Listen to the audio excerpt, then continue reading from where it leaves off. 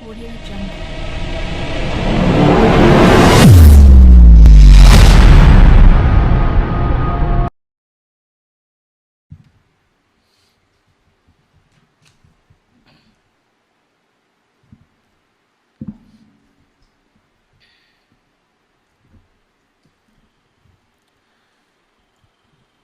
Hadirin yang kami muliakan, kita lanjutkan sesi kedua mengenai akhlak suami istri, bagaimana supaya kita membina rumah tangga agar rumah tangga kita ini menjadi rumah tangga yang diridhai oleh Allah Subhanahu wa taala, akan menghantarkan kita ke surganya Allah Subhanahu wa taala. Kemarin saya ceritakan ya bahwasanya ada seorang perempuan yang istimewa. Jadi kalau sering kita dengarkan, terkadang yang membuat kegagalan seorang itu adalah karena istri, karena istrinya kurang baik akhlaknya dan seterusnya.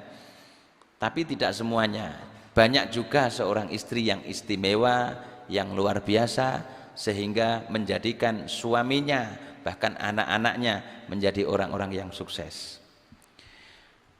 Kemarin saya ceritakan bahwasanya dulu itu ada seorang yang soleh dan juga dia mempunyai istri yang soleha yang hidup pada zaman dahulu di Bani Israel.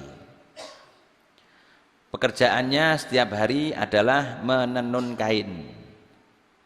Jadi kapas dipintal kemudian ditenun sebagai kain.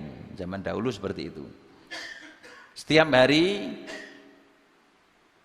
yang membuat kain tersebut adalah si istri, dan yang bertugas menjualkan dan beli bahannya adalah seorang suaminya tadi.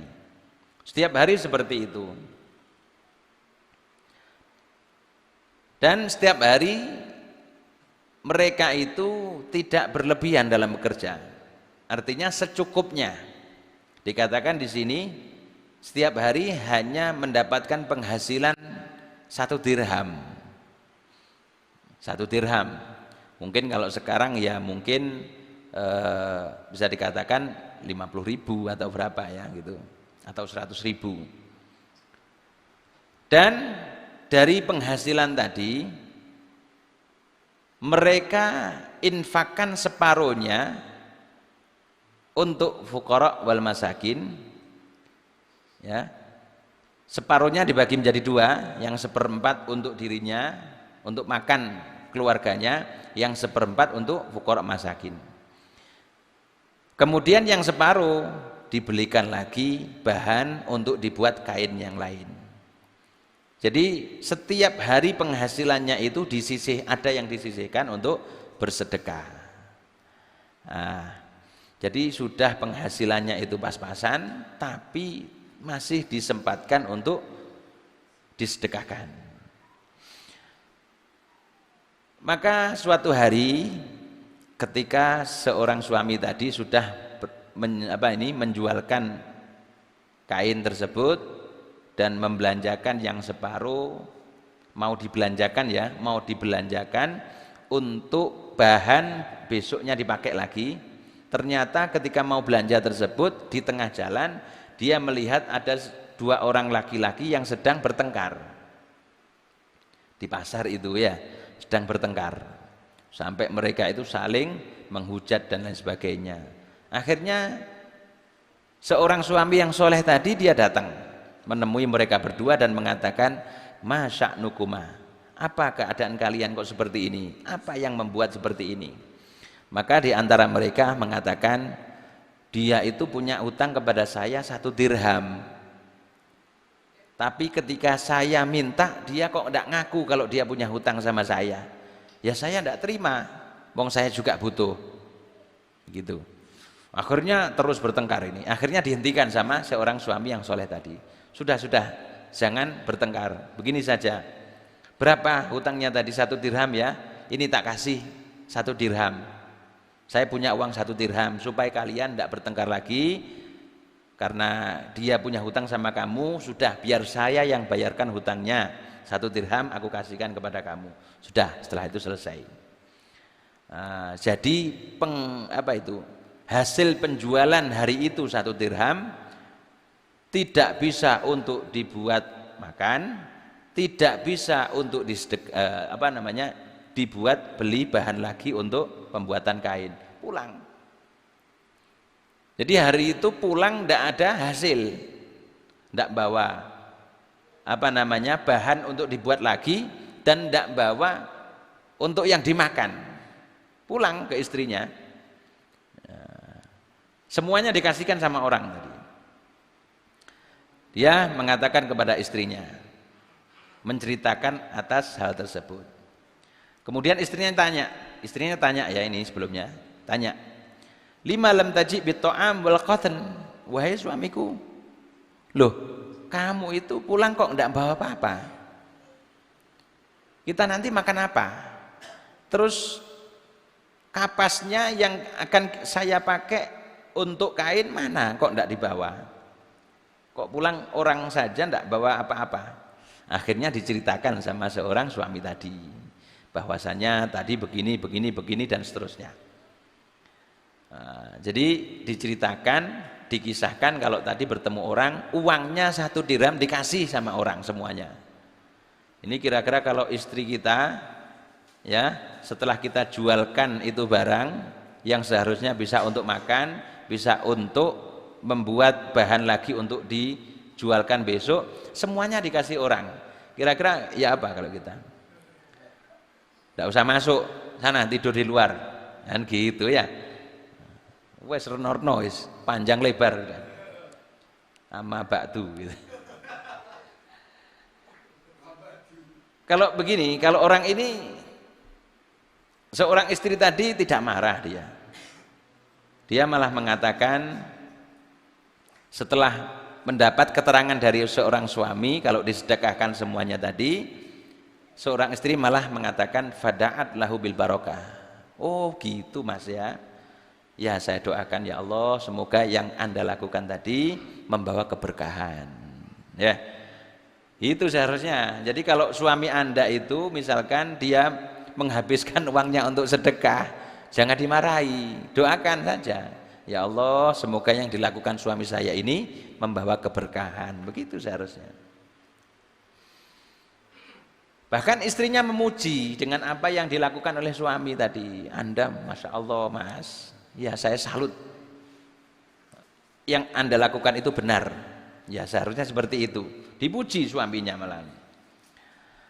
Sudah setelah itu si istri karena bahan yang besok akan dibuat kain tidak dapat, dia kumpulkan kain-kain yang berserakan, sisa-sisa pembuatan kain yang kemarin-kemarin. Jadi kain kapas-kapas yang jelek itu yang berserakan dikumpulkan. Kalau sekarang mungkin tukang jahit itu misalkan ya, robekan-robekan kain-kain itu dikumpulkan. Nah ini kapas-kapas yang jelek tadi dikumpulkan, dibuat kain. Ketika dibuat kain dari hasil kapas-kapas yang sisa, maka hasilnya pun tidak bagus, kainnya pun juga jelek. Akhirnya mau tidak mau seorang suami seperti tugas biasanya, dia pergi ke pasar untuk menjualkan kain yang jelek tadi, dibawa ke pasar. Sampai di pasar ditawar-tawarkan, tidak ada yang mau.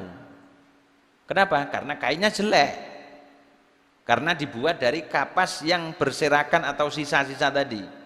Ditawarkan tidak ada yang mau. Susah ini suami, makan apa ya nanti kita? Tadi uangnya sudah terlanjur saya sedekahkan, ini kainnya tidak laku, terus nanti anak istri saya makan apa ya nanti? Nah akhirnya seorang suami tadi mau pulang ya, karena tidak berhasil menjualkan kain tadi, dia mau pulang dalam keadaan bersedih. Di tengah jalan dia bertemu dengan seorang penjual ikan ya, seorang penjual ikan. Dilihat ada ikan-ikan yang tidak laku gitu loh, bahkan samakah muntinatan yang sudah berbau busuk, jadi sudah lama tidak laku gitu. Akhirnya ditanya, Pak ini ikan-ikan yang jelek ini berapa harganya? Harganya sekian, ini dari kemarin tidak laku Pak ya. Iya. ini mau ndak kalau misalkan ikan Anda yang jelek-jelek ini, yang sudah bau tidak enak ini, aku tukar sama kain ini, barangkali Anda membutuhkan. Akhirnya diceritakan kalau dari kemarin saya juga belum makan, hasil penjualan saya kasihkan sama orang dan seterusnya, begini diceritakan apa yang terjadi itu. Akhirnya orang yang memiliki ikan tadi menerima, ya, menerima kalau ikan yang jelek tadi ditukar dengan kain yang jelek. Senang ini seorang suami, walaupun membawa hasil yang jelek, ya, karena ikannya itu sudah tidak enak, dibawa pulang. Istrinya senang. Apapun yang diberikan suami senang, ini istri yang soleha. Walaupun ikannya sudah bau, tidak apa-apa. Yang penting halal. Ya, yang penting halal. Bawa pulang, disyukuri, alhamdulillah masih bisa untuk makan. Akhirnya oleh si istri diambil itu ikan, kemudian mau dimasak, itu dibersihkan dulu kotoran-kotorannya, dibuka isi daripada ikan. Ternyata dalam tubuh ikan tersebut ketika dibuka itu ada lu'lu' fi sodafin, ya, ada berlian yang sangat mahal nilainya. Jadi di dalam ikan yang sudah bau tidak sedap tadi terdapat berlian yang mahal nilainya. Apa ini? Masya Allah, kok berlian seperti ini ada dalam ikan? Wah, alhamdulillah, begini. Akhirnya mereka bermusyawarah mau dijual itu berlian. Ketika mau dijual ditanyakan dulu kepada tukang emas, tukang berlian, ditanya ke pasar, Pak, ini harganya berapa ya kira-kira ini berlian ini? Wah, ini Masya Allah, ini dilihat, coba saya lihat, diteliti, dicek. Ini berlian ini bukan berlian biasa, Pak. Ini berlian mahal loh ini. Ini perkiraan harganya sekitar 40 dinar. 40 dinar bukan dirham. 40.000 dirham, ya.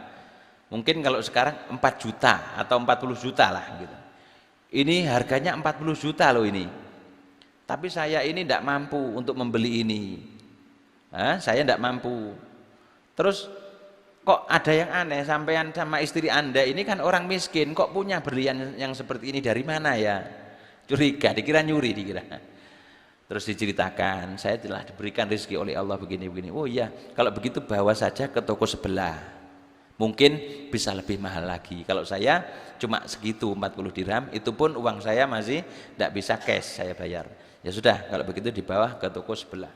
Ketika dibawa ke toko sebelah, di sana malah ngasih harga 80.000 dirham, 80 juta kalau sekarang mungkin ya, 80 juta, wow, mahalnya.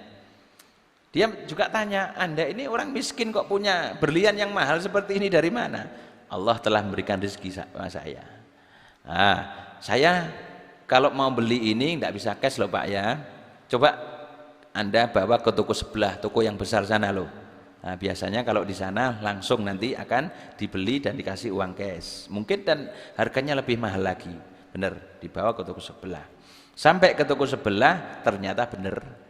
Toko tersebut mau membelinya dengan harga 120 dirham. 120 juta gambarannya ya. Dikasih. Ya sudah, 120 juta. Jadi tadi kain yang harganya itu diganti dengan ikan yang busuk karena di situ ada keberkahan dari Allah, karena dia sedekah kepada orang, maka oleh Allah diganti dengan berlian yang nilainya 120 juta. Masya Allah. Akhirnya dibawa pulang. Ketika dibawa pulang sampai rumah, kita kaya adik ya. Sekarang kita punya kekayaan 120 juta. Biasanya setiap hari kita cuma hanya itu saja, sekarang 120 juta. Ketika sampai di rumah, selang tidak beberapa lama ada orang pengemis datang. Pengemis datang ke situ. Minta.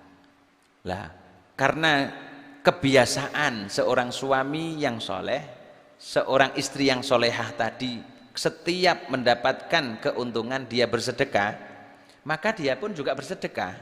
Kalau dulu saya penghasilannya 1 dirham, aku sedekahkan separuh, sekarang pun juga disedekahkan separuh.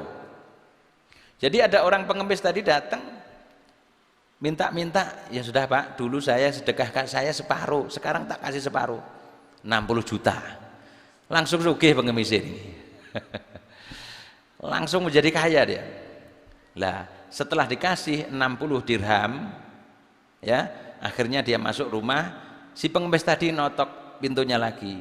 Loh, ada apa Pak? Masih kurang toh? 60 dirham masih kurang toh? Enggak. Saya mau jelaskan, saya ini tidak butuh sama pemberian Anda. Saya ini bukan manusia, tapi saya adalah malaikat yang diutus oleh Allah untuk menguji kalian. Saya diutus oleh Allah untuk menguji kalian. Ketika kalian diberikan rizki yang segini banyaknya oleh Allah, apakah kalian masih sama seperti dahulu? Dan terbukti kalau Anda dan istri Anda adalah orang yang soleh dan solehah, orang yang istimewa dalam keadaan apapun, dalam keadaan susah ataupun dalam keadaan kaya, kalian tidak pernah dengan haknya Allah, tidak pernah lupa dengan bersedekah untuk Allah. Oleh karena itu saya kesini untuk menguji kalian atas perintah Allah, dan Allah telah memberitahukan kepada saya dan ngetes ini untuk memberikan tahu kepada saya bahwa Anda dan istri Anda adalah benar-benar orang yang istimewa, orang-orang yang beruntung, yang nantinya insya Allah akan menjadi orang yang masuk kepada surganya Allah. Ini loh ya, suaminya soleh, istrinya soleha. Mungkin kalau istri kita yang model-model sekarang ini, dan semoga tidak ya, mungkin kalau punya rizki yang masih sedikit gitu, mungkin masih ingat, ya Allah sedekah, tapi lewat akeh penghasilannya, pengemis datang sampai sana sudah ditutup gerbangnya, kadang melihara anjing. Untuk apa? Untuk menakut-nakuti pengemis. Ya Allah. Jadi dalam keadaan suka, dalam keadaan susah, maupun ketika oleh Allah diuji dengan rizki yang berlimpah, yang banyak, mereka tidak pernah lupa ya dengan hak-hak yang harus mereka penuhi untuk disedekahkan karena Allah Subhanahu wa Ta'ala. Makanya penting sekali ya dalam membina rumah tangga ini, seorang istri mencari calon suami yang soleh, seorang suami mencari calon yang solehah. Itu penting. Kenapa? Karena ketika mereka ini oleh Allah dijadikan soleh dan soleha, dalam keadaan apapun, baik mereka dalam keadaan rizkinya masih sempit, mereka tetap sabar, mereka tetap mengedepankan kepentingan untuk Allah. Dalam keadaan mereka itu diberi keluasan rizki oleh Allah, mereka tidak lupa kepada Allah. Nah, ini pentingnya seperti itu. Karena kehidupan di dunia ini semuanya adalah ujian. Kita diberikan kekayaan, ujian dari Allah. Kita diberikan kemiskinan, ujian dari Allah. Supaya apa? Kita ini tetap tegak, fokus kepada Allah. Dengan kekayaan kita tidak lupa dengan Allah. Dengan kemiskinan kita tidak mengeluh kepada tidak melakukan hal-hal yang diharamkan oleh Allah. Sabar dalam menghadapi itu semua. Nah, ini adalah ujian yang diberikan oleh Allah. Tujuannya apa? Ketika suami istri soleh soleha akan tetap dalam keadaan apapun, dia akan iman mereka tidak akan goyah, dan ibadah mereka tambah semakin baik dan semakin baik. Ketika dalam keadaan mereka itu sempit rezeki, bisa bersabar. Ketika dalam keadaan diberi keluasan rezeki, mereka bisa bersyukur dan mengungkapkan syukurnya untuk membantu orang lain. Begitu ya seharusnya. Maka untuk saat ini, karena kitab Nasoihud Diniyah kemarin saya katakan bahwasanya pembahasan tentang nikah, pernikahan, munakahah dalam kitab Nasoih sudah selesai, maka kita lanjutkan pada pembahasan kitab Uqudul Lijain fi bayani huquqiz zaujain. Artinya adalah Uqudul Lijain adalah akidah-akidah yang ditekankan, yang dianjurkan fi bayani huquqiz zaujain, di dalam menerangkan tentang hak-haknya suami istri. Apa hak suami yang harus dipenuhi kepada istrinya, apa hak istri yang harus dipenuhi kepada suaminya. Sehingga ketika suami tahu kalau saya harus memenuhi hak saya kepada istri, istri tahu memenuhi haknya kepada suami, maka insya Allah kehidupan mereka akan berjalan dengan lancar, dengan baik, dan tidak ada konflik-konflik yang sampai mengakibatkan sampai naudzubillah, sampai perceraian dan lain sebagainya ya. Semoga kitab ini memang akan memberikan manfaat kepada kita semuanya. Amin ya rabbal alamin. Kitab ini dikarang oleh Syekh Muhammad Nawawi bin Umar Al-Jawi Asy-Syafi'i, Syekh Nawawi Banten, termasuk orang yang alim yang ada di Indonesia ini, tapi beliau keilmuannya sudah sampai ke mendunia. Ini dari kalangan beliau. Bismillahirrahmanirrahim. Qala al-fakir ila rahmatir rabbi al-ghafar Muhammad al-mu'taraf bil auzar fassarahullahu uyuba nafsahu wa ja'ala yaumahu khairan min amsihi alhamdulillahi kama yanbaghi lahu wassalatu wassalamu ala sayyidina Muhammadin wa alihi washabbihi adada kulli ma'lumin lahu. Jadi dalam permulaan beliau mengarang, beliau membaca bismillah, alhamdulillah, sholawat. Amma ba'du, setelah itu fahadha syarhun talabahu minni ba'dul muhibbin ala risalati al-muta'alliqati bi umuriz zaujain. Karangan kitab ini adalah permintaan daripada teman-temanku, orang-orang yang cinta untuk mempelajari ilmu agama, supaya aku membuat satu kitab kecil yang ada kaitannya dengan urusan suami istri, yang sama atau yang sama seperti karangan-karangan daripada kitab-kitab yang dikarang oleh para ulama yang lain, yang di situ memberikan nasihat-nasihat kepada suami dan istri. Wasammaituha, dan aku namai kitab ini adalah Uqudul Lijain fi bayani huquqiz zaujain, yaitu akidah-akidah yang ditekankan di dalam menerangkan tentang haknya suami istri. Wa arju minallahi al-i'anata wal ikhlasa wal qabula wan naf'a bih. Beliau mengharap semoga Allah akan memberikan pertolongan kepada beliau dan juga keikhlasan dalam mengarang kitab, dan juga kitab ini akan diterima oleh Allah dan juga bermanfaat, diberikan manfaat ya, sehingga bisa diambil manfaatnya oleh manusia, oleh orang-orang pada zaman ini. Bijahi Sayyidina Muhammadin, sebab daripada derajat Nabi Muhammad SAW, wa azwajihi wa dzurriyyatihi wa hizbih, dan juga para istrinya dan juga keluarganya dan orang-orang yang berjalan, ada di jalannya Nabi Muhammad SAW. Wa hadaitu dzalika lil walidain, dan aku hadiahkan amal-amal yang aku harapkan amal tersebut diterima oleh Allah itu untuk orang tua, untuk orang tuaku, kata beliau.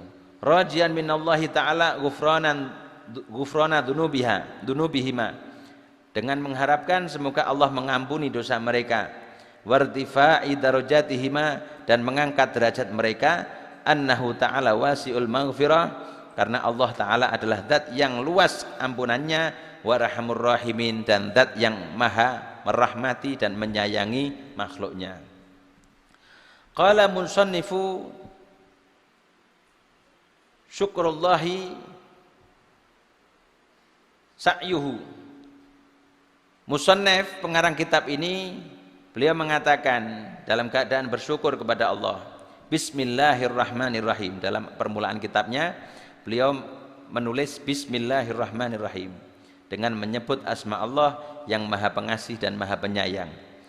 I'lam annal basmalata katsiratul barokah. Ketahuilah bahwasanya bismillah itu barokahnya sangat besar. Man dzakaraha hasalalahul ma'mul. Orang yang sering membaca bismillah insyaallah akan berhasil apa yang dia angan-angankan, apa yang dia cita-citakan. Wa man wadhaba 'alaiha huddiya bil qabul. Dan yang terus dia ini sering membaca bismillah, mau melakukan sesuatu bismillah, bismillah dan seterusnya, maka insyaallah amalnya tersebut akan diterima oleh Allah. Kila dikatakan annal kutuba al munazzalata minas sama'i ilal ardi mi'atun wa arba'atu suhufin. Dikatakan bahwasanya kitab yang diturunkan oleh Allah kepada para nabinya itu jumlahnya ada 104 kitab, ya. Dikatakan begitu, ya. Syith situn. Nabi Syith beliau menerima 70 kitab. Wa suhufi Ibrahim thalathun. Kitabnya Nabi Ibrahim ada 30. Wa suhufi Musa qabla Taurah asyrah. Kitabnya Nabi Musa yang diberikan oleh Allah kepadanya sebelum Taurat ada 10. Kemudian tambah kitab Taurat.